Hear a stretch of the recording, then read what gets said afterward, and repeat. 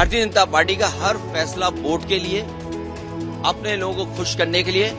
ये वक्फ बिल के खिलाफ समाजवादी पार्टी है, पहले भी थी, आगे भी रहेगी। ये वक्फ बिल नहीं है बल्कि ये वक्फ बर्बाद बिल है। ये छीनने का काम करते हैं, लोगों का कुछ न कुछ छीनने का काम करते हैं। बिल लेकर के आ रही है भारतीय जनता पार्टी का इतिहास। जिस तरह के फैसले लिए अगर हम देखें, उससे कहीं न कहीं जो परिणाम भारतीय जनता पार्टी चाहती थी वो नहीं आए। भारतीय जनता पार्टी का हर फैसला वोट के लिए, अपने लोगों को खुश करने के लिए।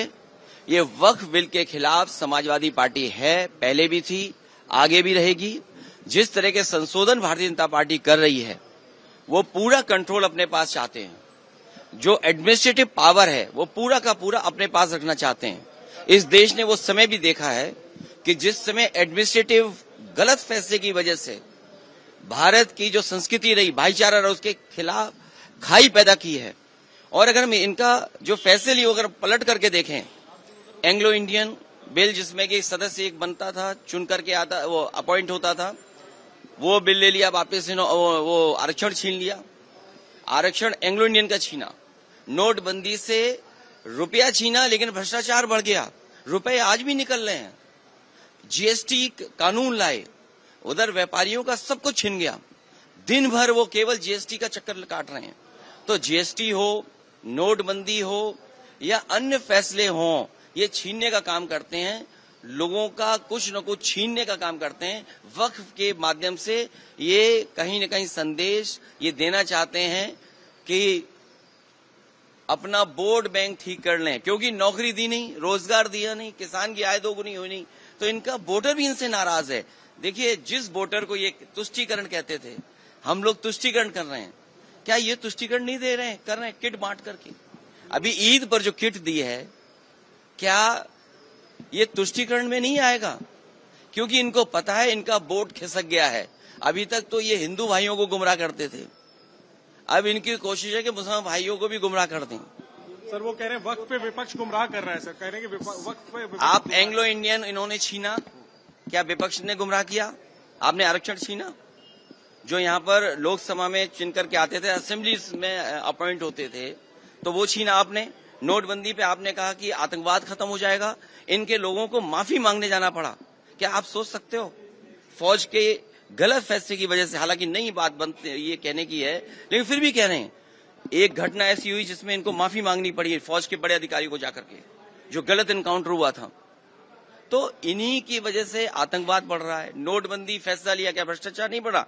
एक व्यापारी उत्तर प्रदेश में, जिसके इत्र व्यापारी था, कारोबारी, 250 करोड़ रुपए निकला था नोटबंदी के बाद, और ये कहा गया समाजवादी पार्टी का है।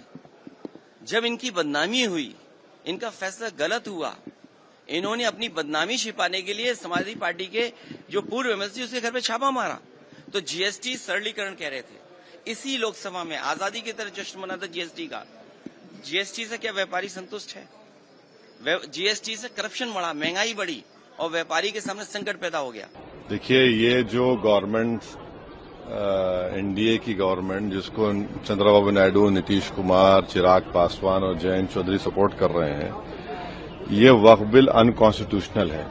ये वक्फ बिल आर्टिकल 14, आर्टिकल 25, 26, 29 का ग्रेव वायलेशन है। ये वक्फ बिल नहीं है बल्कि ये वक्फ बर्बाद बिल है ये। और अगर चंद्रबाबू नायडू, नीतीश कुमार, चिराग पासवान, जयंत चौधरी इसकी तायीद करेंगे, तो वो अपने पॉलिटिकल रीजंस की वजह से, या जो भी उनके है नैरो रीजन तायीद कर रहे हैं नरेंद्र मोदी सरकार की, ये बात साबित हो जाएगी कि वो मुसलमानों की मस्जिदों को, दरगाहों को, खानखाहों को, इवैक्यू वक्फ प्रॉपर्टीज को और लिमिटेशन एक्ट अप्लाई करेंगे तो एनक्रोचर्स को रिवॉर्ड करेगी। तो वो उसकी ये सपोर्ट कर रहे हैं। उनको ये देखना चाहिए कि ये सपोर्ट तो कर रहे हैं, मगर क्या आप 5 साल के बाद जब जाएंगे जनता के पास, क्या जवाब देंगे उनको? अब तो बिहार का चुनाव भी है।